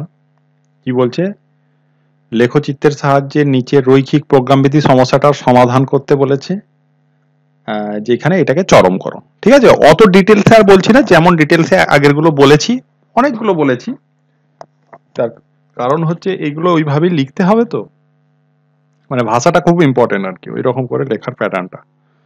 তো এটাকে চরম করো, তাহলে আমাদের কি, যখন আমরা সমাধান করি এইগুলোকে কি ইকুয়েশন গুলোকে ইকুয়েশনে চেঞ্জ করি, মানে 5x plus 10y is equal two 50, বা এইখান থেকে কি পাবে তুমি x, সরি 50, তার মানে x by 10 plus y by 5 is equal to 1। আর কি পাবে, এইটা গ্রেটার অর ইকুয়াল টু 1 মানে x plus y is equal to 1। ঠিক আছে, আর এইখানে আর কি পাবে, y সমান একটা পাবে 4। এইগুলো হচ্ছে ব্যাপার। এবার এদের আমাকে x অক্ষ y অক্ষতে বসাতে হবে।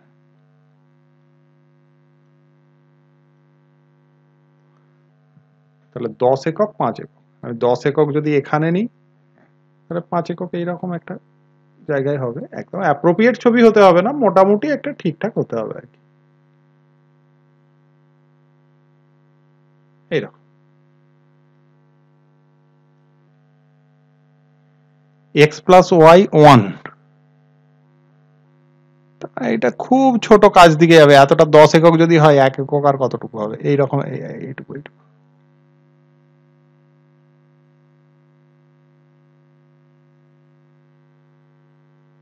এইরকম। আর কি y ইজ ইকুয়াল টু 4, এটা 1 একক, এটা 5 একক, এইটাকে আমি 4 একক ধরছি।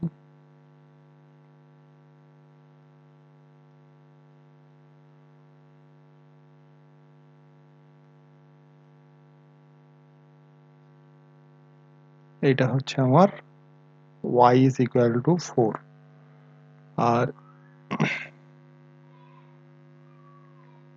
5x plus 10y is equal to 50 হলো আমার এটা, আর এইটা হচ্ছে কত, x plus y is equal to 1। ঠিক আছে, ওই লিখতে গিয়েই দেরি, তাছাড়া আর কতক্ষণ সময় লাগবে এমন কিছু না। আমি যদি এটাকে a বিন্দু বলি, তাহলে a বিন্দু স্থানাঙ্ক কত পেলাম, 10,0, 10,0, আর এই বিন্দুটার স্থানাঙ্ক, এটাকে আমরা যদি b বলি, b বিন্দুর স্থানাঙ্ক 0,5।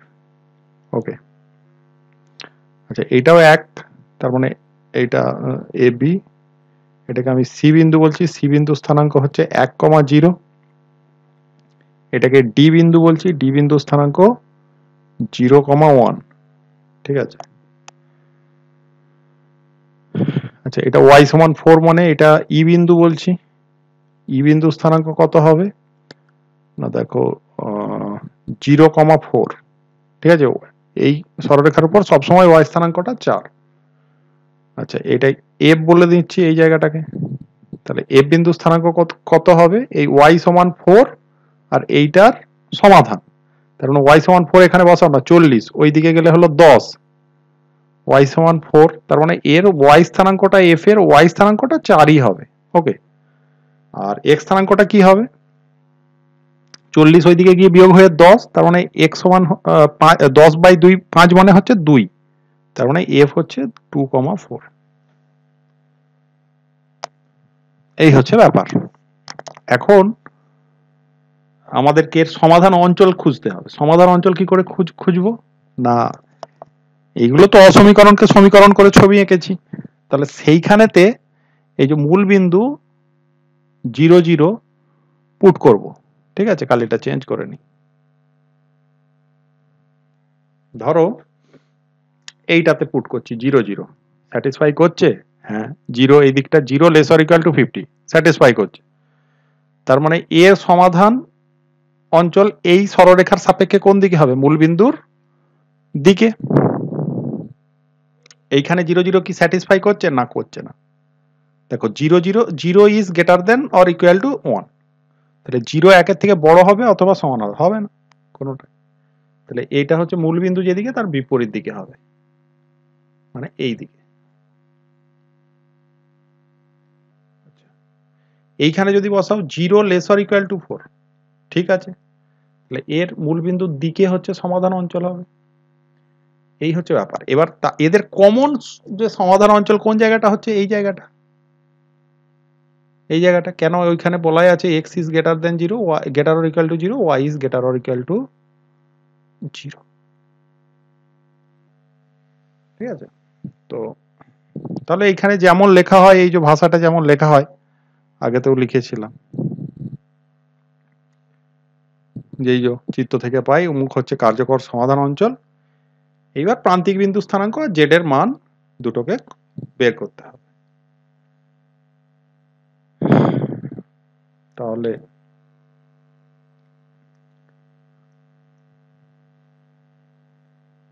কি করব?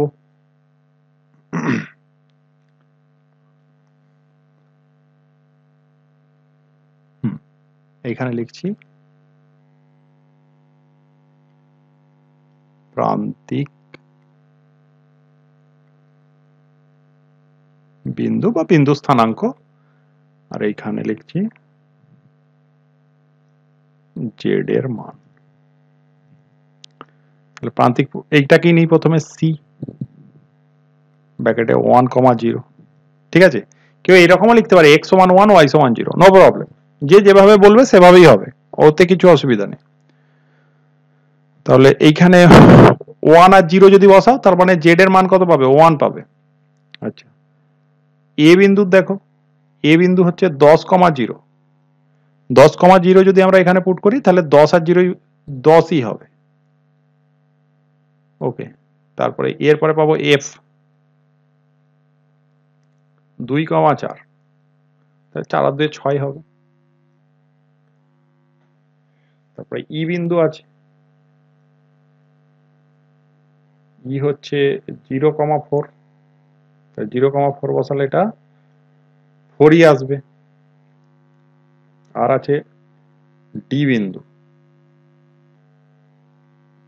0, 1, ওটা 1ই আসবে, ঠিক আছে। তার মানে আমাদের এটা কি বলা ছিল? প্রবলেমটা হচ্ছে ম্যাক্সিমাইজ প্রবলেম, চরম করতে বলেছে, ঠিক আছে। তাহলে এইটা চরম মান। তাহলে কি লিখবো? যে এই যে এখানে কি জানতে চেয়েছে? যে ইউনিক একক প্রান্তিক মানে সমাধান আছে, বা ইউনিক অপটিমাল সলিউশন আছে, মানে যেইটার এমন তো হতেই পারতো। কথাটা কি বলতে চেয়েছে বুঝে নাও, যে ধরো দুটো বিন্দুতে এরকম 10 মান বেরিয়েছে, তার মানে দুটো সমাধান আছে, ঠিক আছে।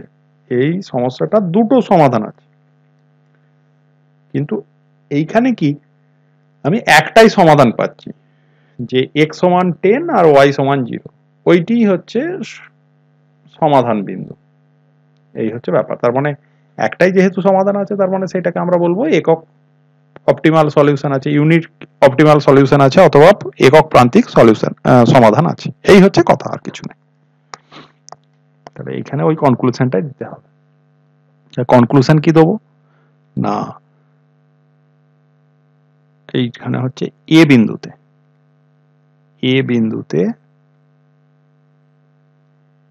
জেড এর চরম মান আছে, ঠিক আছে। জেড এর চরম মান আছে, অতএব x সমান 10, y সমান 0 হলো একক প্রান্তিক সমাধান, সমাধান বিন্দু। ও জেড ম্যাক্স সমান কি হবে, Z max is equal two 10। এই হচ্ছে ব্যাপার। দেখো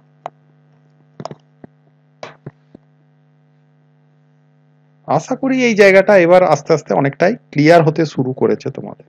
ঠিক আছে, আমি জানি এই অঙ্কগুলো অনেক অতটা হয়তো ইন্টারেস্টিং নয়, কিন্তু এরপর মনে হয় যেন আস্তে আস্তে প্যাঁচ খুলতে আরম্ভ করেছে। জাস্ট এই প্যাটার্ন গুলো মনে রাখতে হবে, আসল কথা হচ্ছে এটা। ঠিক আছে, আজকে আরেকটা ট্রান্সপোর্টেশন প্রবলেম করাই। ট্রান্সপোর্টেশন প্রবলেম গুলো এই বছর ইম্পর্টেন্ট হলেও হতে পারে।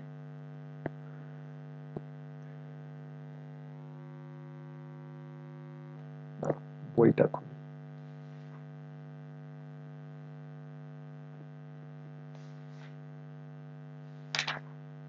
ট্রান্সপোর্টেশন আছে তোমাদের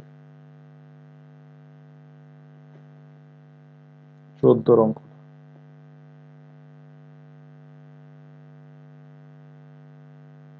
হুম, 14 অঙ্ক।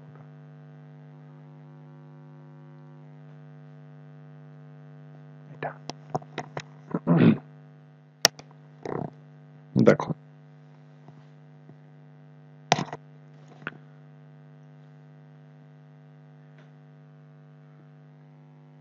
কি বলছে যে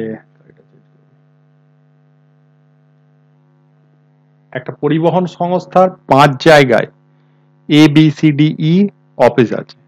এ বি তে অবস্থিত অফিসে যথাক্রমে 8টি ও 10টি লরি আছে, আর সি ডি আর ই তে অবস্থিত অফিসগুলিতে লরির প্রয়োজন কতগুলো, 6টা 8টা ও 4টে লরির প্রয়োজন।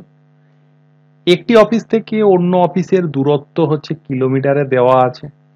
ঠিক আছে, তাহলে কিভাবে এ অফিস ও বি অফিসের লরিগুলি সি ডি ও ইতে পাঠালে ন্যূনতম দূরত্ব অতিক্রম করবে। মানে সোজা কথায় যদি লরিগুলোকে কম যেতে হয়, খরচ কম হবে, হিসাবটা হচ্ছে এইটা। হ্যাঁ, সমস্যা বিধিতে আগে প্রকাশ করতে বলে তারপর তার রৈখিক সমাধান। তো তাহলে কিভাবে করব না, ওই একই রকম। তাহলে সাপ্লায়ার কে কে, এ আর বি। ঠিক আছে, তাহলে এ আর বি হলো আমাদের সাপ্লায়ার। একটু নিচেই লিখি আর সুবিধা হবে। আর কাদেরকে সাপ্লাই দিচ্ছে, সি ডি আর ই। তাহলে এখানে হলো আমার সি, এখানে লিখছি ডি, এখানে লিখছি ই। তাহলে দেখো অ্যাকচুয়ালি কি, এ তে লরি আছে কটা, 8টা, বি তে লরি আছে 10টা, 8 আর 10 18। সি ডি ই তে কতগুলো লাগবে, 6টা 8টা 4টে, যোগ করো দেখো 18ই হচ্ছে। তাহলে এই 8টা আর 10টা লরি সবগুলো এখানে আসবে। ঠিক আছে, তো দেখো যেমন আমাদের সিস্টেম, যে আমি ধরে নিচ্ছি এ থেকে সি কে এক্সটা লরি যাবে, এ থেকে ডি তে যাবে ওয়াইটা লরি। ওকে, আর এ থেকে ই তে যাবে, তার মানে কতগুলো হবে, 8 মাইনাস এক্স মাইনাস ওয়াইটা। বুঝতে পারছো, আস্তে আস্তে আশা করি বোঝা যাবে। দেখো এই হচ্ছে নেক্সট। আর কি হবে, তাহলে সি তে মোট প্রয়োজন কতগুলো, সি তে মোট প্রয়োজন হচ্ছে 6টা, তার এক্সটা চলে এসছে, আর বাকিগুলো তো সি তে গেলেই হবে। সি তে আর কতগুলো লাগবে, x 6 minus x, 6 minus extra লরির প্রয়োজন এখন। আবার বি থেকে ডি তে কত, বি থেকে ডি তে কতগুলো লরি পাঠাতে হবে,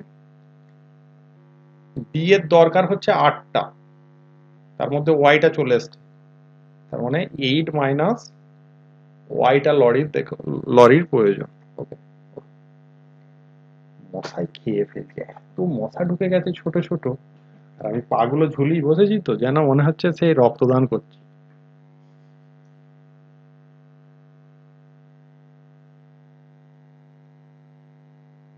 আচ্ছা, এবার বি থেকে ইয়েতে যাচ্ছে, 4টে লরি দরকার। অনেক, আমি বলেছি অনেকভাবে ভাবা যায়। কেউ ভাবতে পারে যে বিয়েতে 10টা লরি ছিল, তার থেকে এই দুটো বিয়োগ করলেই হয়ে যাবে, বাকি লরিগুলো এখানে চলে যাবে। আর কেউ ভাবতে পারে কি যে ইয়েতে তো 4টে লরির দরকার, তার এতগুলো এসে গেছে, তাহলে 4 থেকে এইটা বাদ দিয়ে দিলি, বাকিগুলো এখান থেকে এখানে যাবে। তাহলে 4 থেকে এটা বিয়োগ করলে, 4 মাইনাস করলে এটা -4 চলে আসবে, আর এগুলো প্লাস হয়ে যাবে। মানে আমার হবে x প্লাস ওয়াই মাইনাস 4। ওকে, এই হচ্ছে ব্যাপার। এবার দূরত্বগুলো দেখো কেমন দেয়া আছে, 2, 5, 3। তাহলে এ থেকে দূরত্ব এটা হচ্ছে কত, 2, এটা লিখে রাখছি 5, এগুলো এত কিলোমিটার করে, এত km। আর এইটা কত, এটা হচ্ছে 3 কি, আর এইটা হচ্ছে 4 km, এটা হলো 2 km। ঠিক আছে, এইখানে কিন্তু টাকাই বলেনি যে এত টাকা যেতে লাগছে, এখানে কিলোমিটারটা বলে দিয়েছে, জাস্ট এত দূরত্ব। আর এইটা হচ্ছে তোমার 7 km, 7 km। ঠিক আছে, এই হলো ব্যাপার। তাহলে দেখো এইবার কিভাবে আমার লেখাটা কিরকম হবে। আমি লিখবো কি প্রথমে, যে ধরি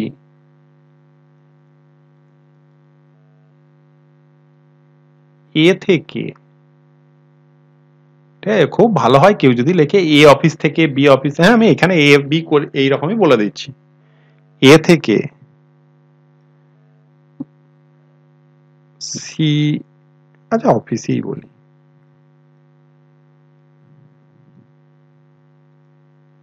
অফিসে ও ডি অফিসে, অফিসে যথাক্রমে এক্সটি ও ওয়াইটি লরি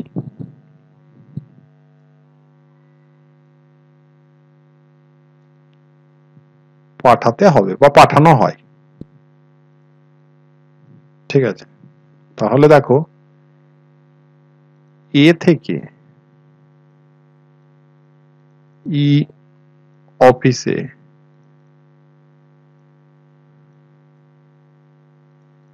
লরি পাঠানো হয় সমান 8 মাইনাস এক্স মাইনাস ওয়াইটি। এরপরে লিখছি বি থেকে সি অফিসে লরি পাঠানো হয় সমান 6 মাইনাস এক্সটি। বি থেকে ডি অফিসে লরি পাঠানো হয় সমান 8 মাইনাস ওয়াইটি। আর বি থেকে ই অফিসে লরি পাঠানো হয় সমান এক্স প্লাস ওয়াই মাইনাস 40। এই হচ্ছে, আমরা প্রথমে একটা খসড়া করে নিলাম। নেক্সট,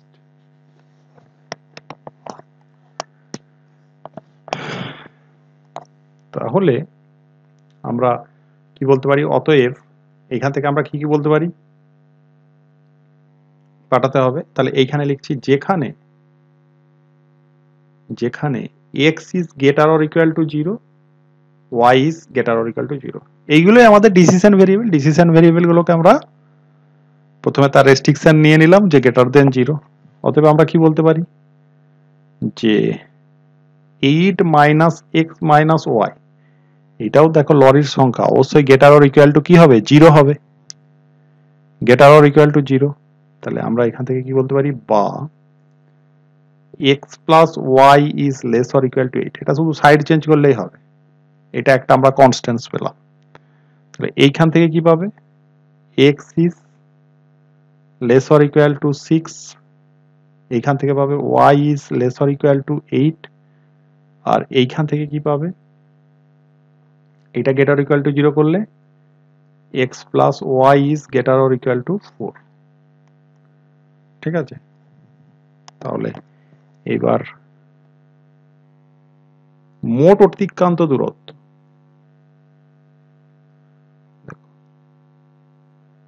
মোট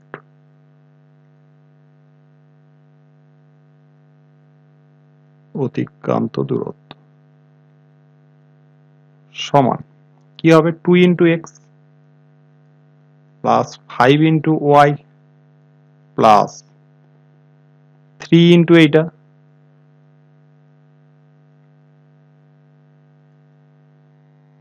plus 4 into 6 minus x plus 2 into 8 minus y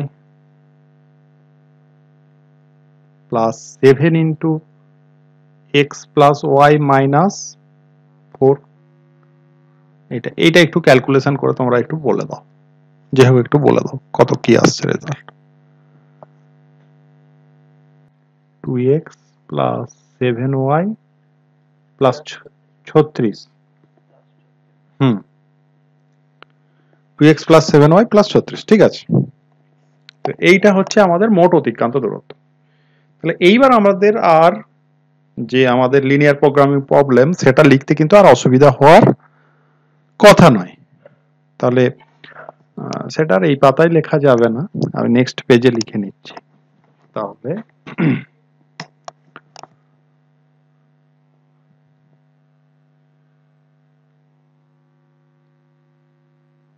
লিখতে হবে নির্ণেয়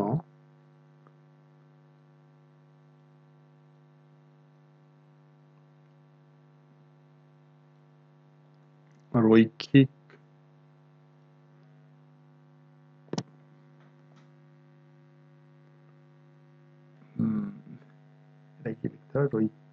রৈখিক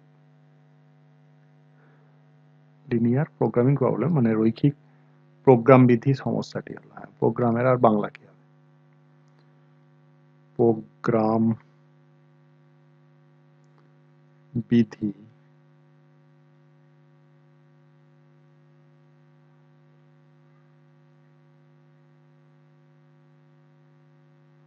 সমস্যাটি হলো কিরকম, না z is equal to এটা 2x plus 7y plus 36, z is equal to 2x plus 7y plus 36 কে বা এর অবমান নির্ণয়, অবমান নির্ণয়। ওকে, এর যে অবমান নির্ণয় করছি, যেখানে বাধা গোষ্ঠী হলো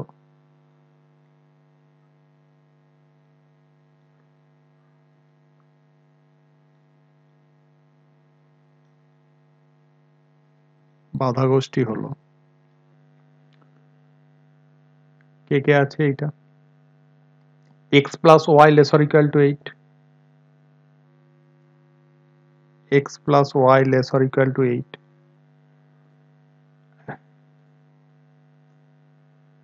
আর কে আছে x plus y greater or equal to 4,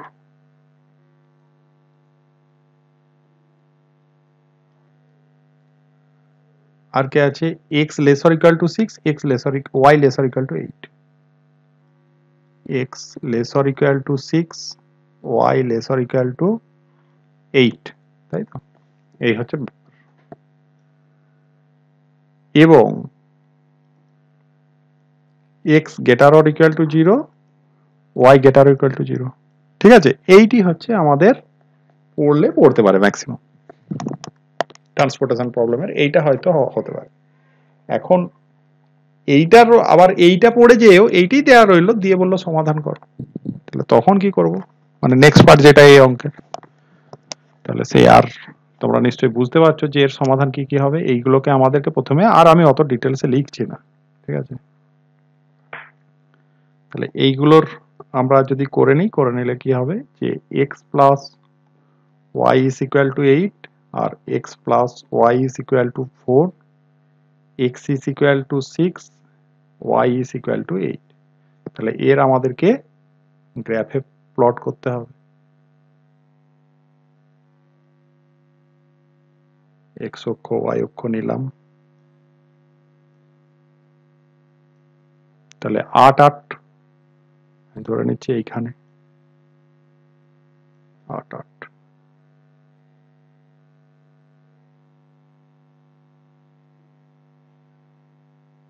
একটু হয়তো বাঁকছে,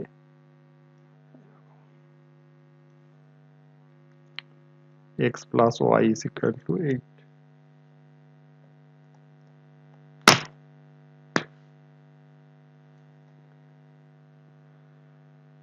চার চার মানে তার ঠিক অর্ধেকটা অর্ধেকটা এরকম।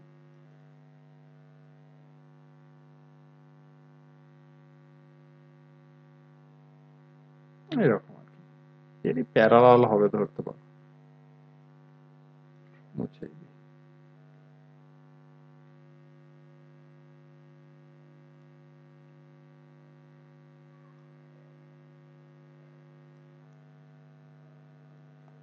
x plus y is equal to 4, x সমান 6, তাহলে ঠিক এদের মাঝামাঝি।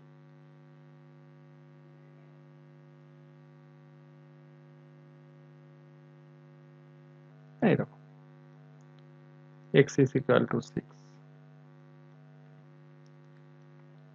y is equal to 8,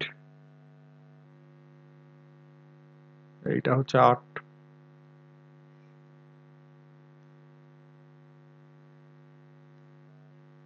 y is equal to 8।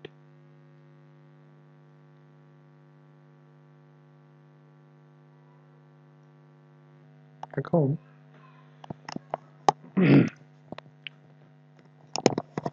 তাহলে এই পয়েন্ট গুলো তো তৈরি হবে। তো এইখানে দেখো সমাধান অঞ্চলটা, আমাকে কার্যকর সমাধান অঞ্চলটা বের করতে হবে। তাহলে কার্যকর সমাধান অঞ্চল মানে হচ্ছে তোমার এই যে এইটাতে যদি 0 0 পুট করি স্যাটিসফাই দেখো করছে, তার মানে এটা হচ্ছে মূল বিন্দুর দিকে, এই দিকে এর সমাধান অঞ্চল। এইটাতে 0 0 পুট করো, দেখো স্যাটিসফাই করছে না, তাহলে এর সমাধান অঞ্চল কি হবে? মূল বিন্দু যেই দিকে তার উল্টো দিকে। আর কি এইখানে 0 0 পুট করলে স্যাটিসফাই করছে, তাহলে মূল বিন্দুর দিকে সমাধান অঞ্চল। এইখানেও স্যাটিসফাই করছে, তাহলে এইখানেও পাবে মূল বিন্দুর দিকে সমাধান অঞ্চল। তাহলে এদের কমন রিজিয়ন কোন অংশটুকু বেরাবে? এই অংশটুকু ডেফিনেটলি। এটাই হচ্ছে দেখো কমন রিজিয়ন, যেইখানে সবগুলোই স্যাটিসফাইড। ঠিক আছে, তো তাহলে ওই রকম লিখতে হবে। অতএব রেখাঙ্কিত অঞ্চলটি হলো কার্যকর রেখাঙ্কিত অঞ্চল। মানে এখানটার নাম কিছু একটা দিয়ে দাও। সাপোজ এইটা হচ্ছে আমাদের এ বিন্দু, এইটা বি, এটা সি, এইটা ডি, এটা ই বিন্দু, এইখানটাকে আমি ধরে নিচ্ছি এফ বিন্দু। ব্যাস এইটুকু, এই কটা হলেই হবে। তাহলে কার্যকর সমাধান অঞ্চলের রিজিয়ন কোনটা? তাহলে C E F B D হলো কার্যকর সমাধান অঞ্চল। এইটা হচ্ছে আমাদের কার্যকর সমাধান অঞ্চল। তার মধ্যে দেখো সি বিন্দু, ই বিন্দু এগুলো জানা, ডি বিন্দু, বি বিন্দু জানা, এফটা জানা। এফটা কি করে বার করবে? এফটা হচ্ছে এই x সমান 6, তার মানে এক্সটা পাওয়া গেল 6, আর এইটা এই সরলরেখাকে x সমান 6 এখানে পুট করলে y সমান কত পাবে? 2। ঠিক আছে, এই সমাধানগুলো আমি আবারও বলছি, আগেও বলেছি যে এই সমাধানগুলো নেসেসারি নয় যে তোমাকে খাতায় কলমে করে দেখাতে হবে, জাস্ট ওইখানে উল্লেখ করে দেবে, তাহলেই হবে, আর কিছু দরকার নেই। এবার তাহলে আমরা প্রান্তিক বিন্দুগুলো সব পেয়ে গেলাম, সেইখানে জেড এর ভ্যালুটা আমাদেরকে দেখতে হবে কত কি হচ্ছে, টেস্ট করতে হবে। ওকে, তাহলে এই দিক থেকেই শুরু করছি, প্রান্তিক বিন্দু, আর এখানে লিখছি জেড এর মান। তাহলে প্রান্তিক বিন্দু প্রথমে আমি সি দিয়ে স্টার্ট করি। দেখো সি মানে হচ্ছে এটা কত, 4,0, তাহলে 4,0, 4,0 জেড এর মান কত হবে, এখানে 4,0 যদি বসাও, 4 দুগুণে 8, 8 আর 36 44, 44, ঠিক আছে। আচ্ছা, সি এর পরে আসছে ই বিন্দু, তাহলে ই বিন্দুতে দেখো ই বিন্দু স্থানাঙ্ক কত, এটা x সমান 6, তাহলে 6,0, তাহলে 6 দুগুণে 12, 48 হবে।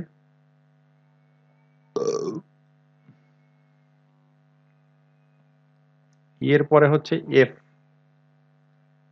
এফ বিন্দু স্থানাঙ্ক 6,2, তাহলে 12, 14, 48 তো আগেই হয়েছিল, 48 এর সাথে আরো 14 যোগ হবে, 48 আর 4 52, আরো 10 যোগ করলে হচ্ছে 62। ওকে, আচ্ছা বি বিন্দু স্থানাঙ্ক কত হবে, এটা 0,8, তাহলে এখানটায় 0, 7 8 56, 56 আর 36 যোগ করো, 56 সাথে 6 যোগ করো প্রথমে, 62, 62 আর 30 যোগ করো, 92। তাহলে বি বিন্দু হচ্ছে আমাদের, বি বিন্দু 0,8, কত পেলাম, 92। আর কে আছে, ডি বিন্দু,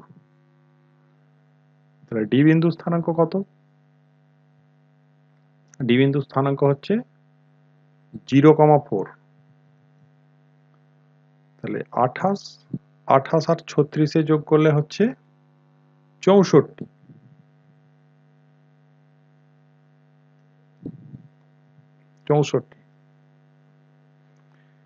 তাহলে দেখো আমরা এইখানে কি বার করছি, অ্যাকচুয়ালি অবম মান, ঠিক আছে। অনেক সময় আমরা ভুল করে ফেলি, এখানে চট করে যেটা বড় সেটাকে লিখে ফেললাম চরম মান, করে করে আসলে অভ্যাস হয়ে যায় ম্যাক্সিমাম সময়। তো এখানে খেয়াল রাখতে হবে চরম না অবম কোনটা, অবম মান, তার মানে এখানের মধ্যে সব থেকে কম কোনটা, এটা 44টা, এটা হচ্ছে আমাদের অবম মান, ঠিক আছে না। তাহলে আমাদের সমাধানও বেরালো। তাহলে লিখতে হবে যত সি বিন্দুতে জেড এর অবম মান আছে, অতএব সি বিন্দুতে জেড এর অবম মান আছে,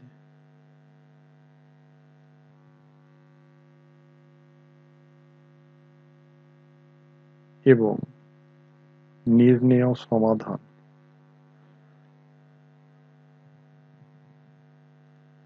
কি হবে, x is equal to C বিন্দু স্থানাঙ্ক 4, y is equal to 0, আর জেড এর মিনিমাম ভ্যালু বের করছি, মিন, জেড মিনিমাম হচ্ছে কত পাবো, 44। এই হচ্ছে ব্যাপার, ঠিক আছে। তাহলে আমরা এইভাবেই এই প্রবলেমগুলো সলিউশন আমাদের করতে হবে, ঠিক আছে। কারো কিছু বলার থাকলে বলতে পারো।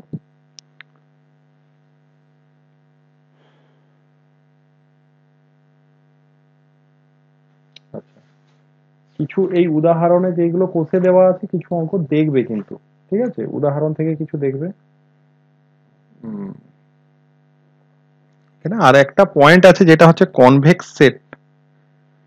কনভেক্স সেটটা ম্যাক্সিমাম শর্ট কোশ্চেনে আসে। কনভেক্স সেট মানে হচ্ছে ধরো, ঠিক আছে, একটা কোনো রিজিয়ন আর কি, একটা কোনো রিজিয়ন, পরের পেজে চলে যাচ্ছে, একটা কোনো রিজিয়ন আছে, এরকম কোনো রিজিয়ন আছে, এই রিজিয়নটা যে কোনো ভাবেই হোক তুমি পেয়েছো, কোনো একটা কার্ভের হচ্ছে ছবি হতে পারে, যেমন সাপোজ একটা ইলিপসের ছবি, ওকে, ইলিপসের ছবি, ইলিপসের ইকুয়েশন কি, x square by a square plus y square by b square is equal to 1।